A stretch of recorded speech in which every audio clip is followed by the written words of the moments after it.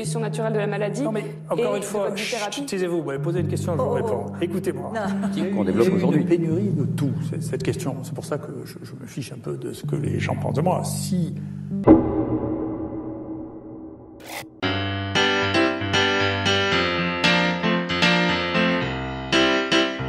Mesdames et messieurs, bonjour. Quelle a été la vidéo d'analyse la plus demandée depuis le début 2020, depuis fin février, d'après vous? Comme ça, au hasard.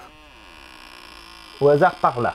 C'est évidemment l'analyse non verbale du professeur Raoult. Donc c'est ce qu'on va faire aujourd'hui. On va faire une analyse non verbale, verbale, paraverbale, tous les verbaux. Si c'est la première fois que vous regardez l'une de mes vidéos, et encore plus une vidéo analyse, je m'appelle Fabien Licard, et petit disclaimer que vous pouvez regarder ou passer si vous avez déjà vu mes vidéos. Dans ces vidéos analyses, je donne pas un avis sur la personne ou sur le sujet en question. En fait, je vais aller piocher dans plein d'outils de rhétorique, de non-verbal, de paraverbal, dont certains outils qui sont considérés par certains comme étant des pseudosciences. Ce que je vais dire, ça va pas être une vérité, ça va être ma vérité à moi, mon analyse subjective en utilisant tous ces outils-là et en essayant de faire au mieux. Mais ce n'est pas une vérité absolue à la fin, ce n'est que la vérité de moi à ce moment-là. Et j'essaie de ne pas prendre parti sur les débats en cours des sujets que j'analyse. Donc voilà, en gros, je ne suis ni contre Raoult, ni pro-Raoult. Quand je fais ce genre d'exercice, je vais essayer d'être le plus objectif possible, mais c'est subjectif pour les raisons que vous avez compris. Wow, c'était pas clair. C'est parti pour l'analyse. On va commencer avec une récente, c'est celle du professeur Didier Raoult qui était invité à BFM le 3 juin ou quelque chose comme ça. En tout cas, la vidéo a été upload le 3 juin par BFM. Moi, Trump, moi ça m'a pas rendu service que Trump aime l'hydroxychloroquine, honnêtement. Il y a d'un coup tous les anti-Trumpistes qui se sont trouvés des anti-chloroquine parce que je ne sais pas quoi, ils font des assimilations étranges, si vous voulez, mais je peux vous dire, je regardais tout à l'heure le nombre de pays dans lesquels l'hydroxychloroquine est recommandée. Dans les États-Unis, c'est pas vrai. Il y a quelque chose que j'ai remarqué chez Didier Raoult, en tout cas dans les vidéos récentes comme celle-ci, c'est qu'il a deux positionnements quand il parle. Soit il répond à la personne en regardant dans les yeux, avec assez peu de gestes, il est toujours relativement fermé et assez stable en fait dans ce qu'il fait. Et après, le moment où il a le regard qui se perd un petit peu dans le vague, avec la petite barbichette, et ça sont les moments analytiques chez lui, c'est-à-dire on voit qu'il est en train de piocher plein de données dans sa tête pour construire une logique et une cohérence. Et ce que je peux dire déjà, c'est que, encore une fois, on ne va pas traiter du fond de ce qu'il parle, mais de la forme. C'est qu'au moment où il déverse des affirmations, il est toujours sûr d'avoir une construction mentale établie qui est précédée de données. Donc on a affaire à quelqu'un qui réfléchit. Alors peut-être après il réfléchit mal ou pas avec les bonnes données, mais en tout cas dans ces moments-là, il y a vraiment... Ça on le reverra 1000 fois je pense dans la vidéo. Recommandé. Ça concerne 4,5 milliards de personnes sur 7 milliards. Donc quand on en fait une histoire parisiano-marseillaise, je pense qu'on est cinglé. Donc si vous voulez, il y a 4,5 milliards de gens qui vivent dans des pays dans lesquels l'hydroxychloroquine est recommandée en prévention. C'est-à-dire votre traitement ou en thérapeutique, associé ou non avec l'azithromycine. Donc il faut arrêter de... Je remets en arrière parce que là il était en train de donner de la donnée brute. Donc il est toujours concentré quand il fait ça, on le voit, c'est pas de la colère, c'est de la concentration. Et après, il a une réaction qui est intéressante. Il y a 4,5 milliards de gens qui vivent dans des pays dans lesquels l'hydroxychloroquine est recommandée en prévention. C'est-à-dire votre traitement ou en thérapeutique, associé ou non avec l'azithromycine. Donc là, on n'était pas sur du mépris, mais on est sur un juste léger agacement de quelque chose qui n'a pas de sens pour lui, puisque la journaliste rajoute avec votre traitement, et on voit, il perd toute la concentration, il a un changement de position de tête, et il balaye ça. Et juste au niveau des sourcils, on a un début d'exaspération, mais il se reprend. Milliards de gens qui vivent dans des pays dans lesquels l'hydroxychloroquine est recommandée en prévention. C'est-à-dire votre traitement ou en thérapeutique, associé ou non avec l'azithromycine. Changement de position. Donc il faut arrêter de personnaliser les choses à ce point. Donc le fait, et je maintiens ça, et on le voit bien avec cette histoire de chloroquine, des gens qui sont censés être intelligents ont d'un coup des réactions passionnelles sur la chloroquine à propos de Trump, et je pense que c'est des réactions d'imbéciles. Cette vidéo, elle est intéressante parce que je l'avais regardé moi en direct. Il est très stable en fait, on n'a pas vraiment de micro-expression particulière, on n'a pas de changement émotionnel particulier. Il est assez posé, assez réfléchi, assez stable. On a tous les signes de l'honnêteté, c'est-à-dire qu'on n'a pas, encore une fois, je ne sais pas s'il se trompe ou pas, mais lui, quand il dit des choses, il n'est pas dans une espèce de manipulation de contre-vérité ou quoi. On est certain qui suit un schéma de pensée où lui il pense être dans le vrai quand il le dit, quoi. C'est mon métier. Vous ne pouvez pas me leurrer comme ça. Que le gens du Lancet soient fait leurrer par des choses aussi fantasques, c'est inimaginable. Quelles conséquences alors de cette décision précipitée ou trop rapide pour les patients notamment? Oh, les patients, fort heureusement, ici, il n'y en a plus. Alors, donc, de toute manière, ça, quoi? On n'a pas un petit peu d'autosatisfaction là en même temps, un petit peu d'ironie, je crois. Ah, on est sur un léger mépris. Je sais pas si c'est de l'ironie ou un léger mépris, parce qu'on n'a que cette partie-là de la lèvre qui s'ouvre en fait quand il dit nous ici on n'en a plus. Donc est-ce qu'il méprise la question? Est-ce qu'il veut ironiser dessus? C'est pas sa manière naturelle de parler. Je pense qu'il y a une espèce de pied de nez derrière. C'est une expression qui existe. Hein. Peut-être Margot peut nous le rappeler. Une étude donc, du 27 mars sur 80 patients. Et la question, c'était de savoir si c'était de la recherche ou du soin. Parce que si c'était de la recherche, un essai, il y avait des règles à respecter. Et la question, c'est de savoir est-ce que vous en êtes affranchi? Pas du tout.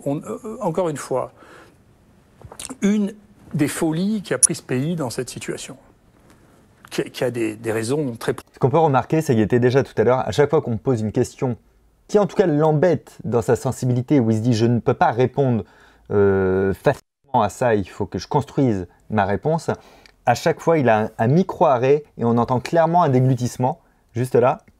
Pas du tout.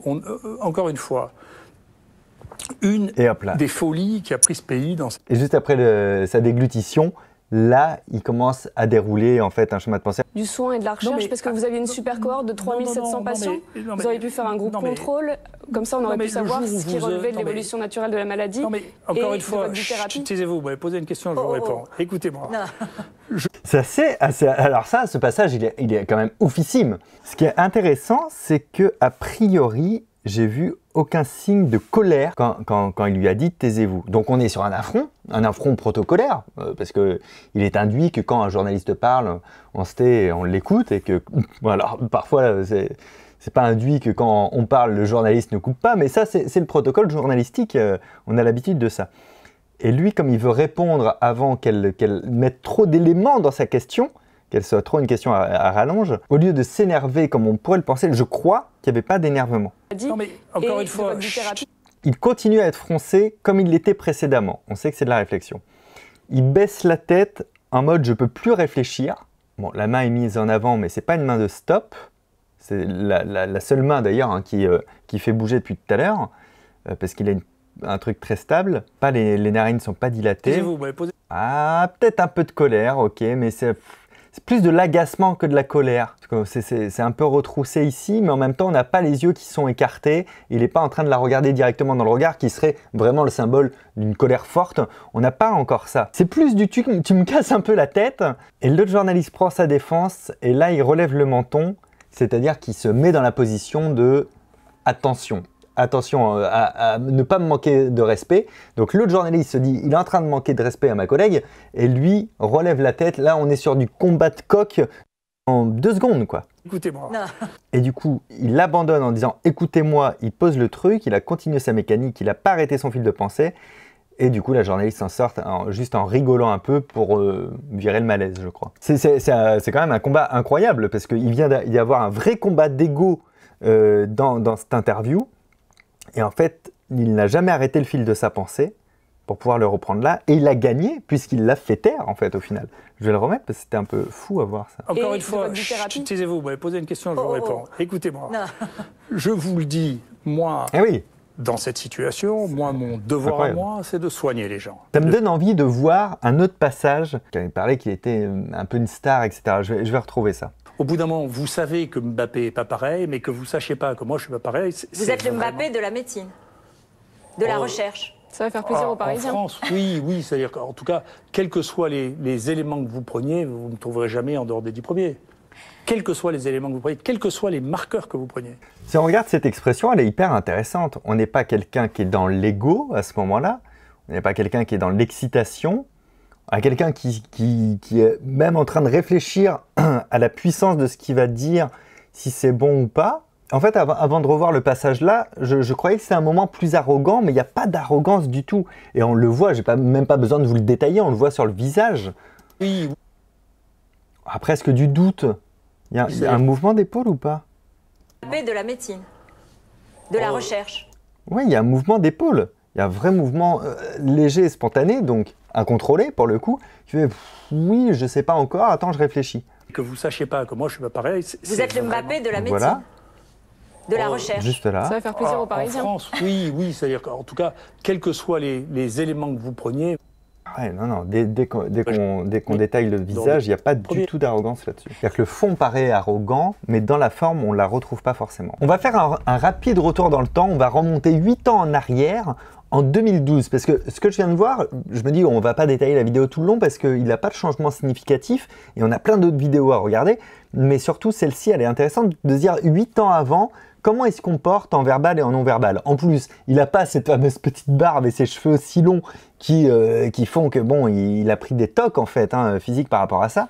On va pouvoir regarder ça. Donc ça, c'était en 2012 sur un colloque sur les maladies infectieuses émergentes. Donc, quand un sujet de santé est pris, je m'excuse de vous dire ça, mais c'est la vérité. Non mais en fait, on le sait bien. Quand un sujet de santé est pris en otage par les politiques pour le gérer, c'est une catastrophe. Il vaut mieux nous laisser faire ça parce que les gens ont plus confiance en nous. Voilà, je crois que c'est un point important. Cette confiance-là... Ouais. Donc ça, c'est pas d'aujourd'hui. C'est-à-dire que regardez l'auto-acquiescement en permanence de sa tête. C'est une catastrophe. Il vaut mieux nous laisser faire oui. ça parce que les gens ont plus confiance en nous. Voilà, je crois que c'est un point important. Cette confiance-là... C'est-à-dire qu'il s'auto-acquiesce en permanence. On est sur quelqu'un persuadé de ce qu'il dit déjà là. Je ne sais pas trop de quoi il parle, mais il en est sûr. Il faut s'en méfier parce que... C'est quoi ce petit regard à côté? Je ne sais pas qui est cet homme. Qu'est-ce qu'on a? Il est mi-amusé, mi dans le mépris, j'ai l'impression, sur le côté droit. Il détache le regard. On a un risque... Ouais. Ok. On n'est pas sur un convaincu de Didier Raoult à ce moment-là. On oublie qu'ils sont infectieux, à peu près 25% au moins des cancers sont d'origine infectieuse. Et puis les infections émergentes qui naissent de trois aspects. D'une part, des outils nouveaux qui comblent notre ignorance, une partie de notre ignorance, et à peu près 80 à 90% de ce que nous connaissons... C'est marrant ce qu'on voit là, parce que moi j'essaie vraiment de faire le comparatif avec ce qu'on voit aujourd'hui de ce professeur. Déjà 8 ans avant, il a la même manière de réfléchir, de se comporter, il a le même paraverbal avec ses intonations, etc. Il a le même verbal dans ses constructions et les mots choisis et utilisés. Et il a le même non-verbal avec plutôt un seul bras qui bouge et plutôt juste le regard en réflexion sans forcément colère ou animosité. Donc 8 ans avant, il se comportait comme aujourd'hui. Ça veut dire qu'il n'y a pas une rupture à un moment donné de sa manière de se percevoir lui-même ou de percevoir son travail ou ce qu'il dit, puisque là, il était venu en qualité d'orateur pour un colloque. Nous, on s'est beaucoup battu là-dedans, on essaie d'en prendre une proportion non négligeable. Et je veux dire que tout ça... Mais ce mec est une blague! En mode, il a fait une croix sur ce qu'il dit, il n'en a aucun intérêt, c'est terrible. Il y a un jugement, un mépris, le menton haut, là, les supérieurs qui remontent. Je ne sais pas qui est ce gars, dites-moi dans les commentaires. Juste, on confirme ce que je pressentais, que toutes ses attitudes et sa manière de fonctionner étaient déjà présentes il y a 8 ans. Ça m'intéressait de voir ça. Les comités, je m'excuse de dire ça, vous voyez, vous me faites venir à Paris pour parler 5 minutes, mais faites perdre plus d'une journée pour ça. Donc je le ferai une fois, je ne vais pas faire que ça, parce que je dois travailler de temps en temps. Donc les comités sont surtout composés d'oisifs ou de Parisiens. Parfois les deux. Pour des raisons mécaniques. Je m'excuse, ce pays pourrait aussi un peu se moderniser et commencer à faire des vidéoconférences qui ne nous obligent pas à perdre une journée pour venir discuter avec pendant une demi-heure. Là, pour le coup, là on voit les signaux de colère.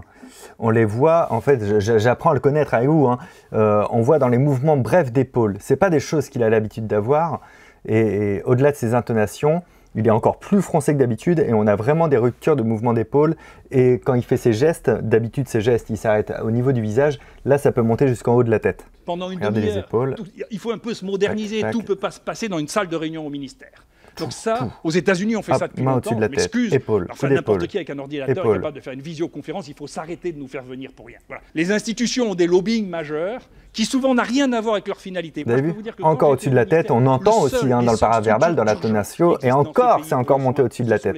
Ok. Ok, c'est intéressant. On commence à avoir des clés sur sa manière de fonctionner, donc on va pouvoir regarder d'autres vidéos, peut-être quand on lui parle de la chloroquine pour voir comment il réagit. Donc voilà, Olivier Véran, moi, je commente pas non plus jamais ce que disent les gens. D'abord parce que je veux pas être désagréable. En plus, il a l'âge d'être mon fils, donc j'ai beaucoup d'indulgence pour lui, si vous voulez. On est sur une petite attaque ad hominem de dire il a l'âge d'être mon fils. Ça, c'est superflu. Par exemple, pour quelqu'un qui utilise de tels axiomes pour construire une pensée réfléchie avec des causes à effet, etc., c'est dommage de faire une petite attaque, un petit pic ad hominem sur l'âge de la personne, du contradicteur, parce que ça dessert son propos dans ce cas. Donc il faut attendre la fin de la pièce. La fin du combat, on verra bien. Mais si vous regardez le nombre de morts qu'il y a eu en Chine. Vous avez entendu? Est-ce que vous avez juste entendu? Donc il faut attendre la fin de la pièce. La fin du combat, on verra bien.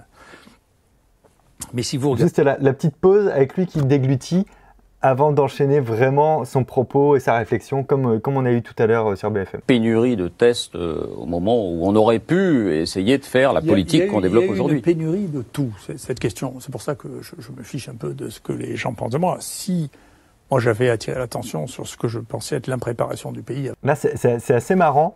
Quand il dit « je m'en fiche un peu de ce que les gens pensent de moi », au niveau de l'intonation, on est sur une intonation de vérité. Par contre, on a le regard qui part et la main qui se met juste là devant la bouche, comme si c'est quelque chose qui n'aurait peut-être pas dû sortir comme ça ou qui n'est pas si pensé que ça. Je ne peux pas... La conclusion du pourquoi, tout ce que je sais, c'est que d'habitude, quand il assène une vérité, il n'a pas ce comportement-là avec les yeux fuyants et la main devant la bouche. Mais pourquoi vous n'avez pas mené une telle étude avec un groupe témoin? Non, mais et avec un placebo, puis avec un groupe que vous traitez avec votre traitement. Mais parce que moi, écoutez, je vais vous dire, encore une fois, vous ne pouvez pas comprendre ce que je vous dis. Donc je vais essayer de vous le dire. Mais à travers moi, c'est aux gens que vous vous adressez. Non, et qui se demandent pourquoi vous n'avez pas fait cette étude randomisée. Regardez. C'est marrant ça. Ça c'est vraiment le visage que vous connaissez sur un enfant qui fait non, ça j'en veux pas, non, je suis pas d'accord avec ça. En fait, il est assez naïf dans cette expression non verbale. Non, mais moi, je suis pas de la partie. Moi, je ne fais que poser des questions. Vous voulez faire un sondage entre Véran et moi pour voir qui y croit? Vous voulez voir? Ah, là, on a quand même de l'autosatisfaction. Hein. Pour quelqu'un qui s'en fiche de ce que les gens pensent de lui. Ah oui, et puis c'est très défiant hein, avec la relevée comme ça. Là, c'est fixe. Hein. Là, il ne se touche pas la barbe, il n'y a pas de souci. Vous voulez voir ce que c'est que la crédibilité? À Marseille, je suis certain que vous avez un taux record. En France, faites-les sondages. En France, les gens se posent la question. Faites les sondages. Regardez, moi je les ai vus. Les sondages donnaient que ça. Je les ai vus. Donc, bon, mais est-ce que c'est une raison pour clore le... Oui, avec le je les ai vus. Faites les sondages. Regardez, moi je les ai vus. Qui est très suffisant. Les sondages donnaient que ça. Je les ai vus. Je les ai vus. Moi, je pense qu'on peut s'arrêter là pour une raison assez simple. C'est que, encore une fois, ne traitons pas le fond hein, dans cette vidéo d'analyse. On essayait de traiter la forme, c'est-à-dire le paraverbal, un peu de verbal et du non-verbal, pour voir si lui dit ce qu'il pense, est-ce qu'il est en colère, est-ce qu'il est dans la manipulation, est-ce qu'il est dans l'image, est-ce qu'il est dans l'ego. Moi, ce que je peux en dire, c'est que j'ai pas vu quelqu'un qui était dans l'ego, j'ai pas vu quelqu'un qui était dans l'image, j'ai pas forcément vu quelqu'un en colère non plus, hein, c'est plus quelqu'un qui veut faire son truc dans son coin, et en tout cas qui croit en tout ce qu'il dit. Donc, vraiment, j'insiste dessus, je ne suis pas pro ou anti, je n'ai aucune compétence en fait pour pouvoir préjuger de ça. Par contre, on est sur quelqu'un de sincère, voilà, de sincère dans ce qu'il dit et de beaucoup plus nuancé que ce que je croyais avant d'avoir analysé ces vidéos. Ça, c'est pour la partie verbale. C'est beaucoup plus nuancé dans plein d'endroits où j'ai vu des phrases ressortir et popper des fois dans des interviews ou dans des résumés. D'un côté, on en apprend beaucoup, d'un côté assez peu parce que on n'a pas quelqu'un qui essaye de cacher des choses. Donc, quand il n'y a rien à cacher, bon, on voit ça. Mais je suis content d'avoir fait cette analyse, ne serait-ce que pour moi, pour en savoir un peu plus. Je vais peut-être aussi quand même en profiter pour placer le fait que moi, le coronavirus et le confinement, ça m'a arraché le cœur. Ma tournée qui s'est arrêtée, la tournée elle reprend en octobre et j'ai la dernière date parisienne, donc le Zénith de Paris, le 20 novembre 2020, qui est une date vraiment spéciale de mon spectacle de mentalisme et d'humour, qui est maintenue, qui va avoir lieu a priori tout va bien. S'il faut le reporter, on le reportera évidemment, mais il reste déjà plus que la moitié des places. Donc si vous voulez venir, je vous invite à cliquer le lien dans la description. Là, c'est la salle telle qu'elle est au moment où on tourne la vidéo. Vous voyez tous les sièges noirs, c'est les sièges pris, donc n'hésitez pas à réserver ça au plus vite. Et j'ai hâte de vous retrouver sur les planches. J'espère que cette analyse vous aura plu particulièrement aussi. N'hésitez pas à mettre un pouce en l'air. Abonnez-vous à cette chaîne, c'est gratuit. Je m'appelle Fabien Olicard et comme ça, vous verrez les prochaines analyses arriver. Vous n'allez pas les rater parce que vous en avez sûrement déjà raté si vous n'êtes pas abonné. Et moi, je vous dis à très bientôt. Ciao!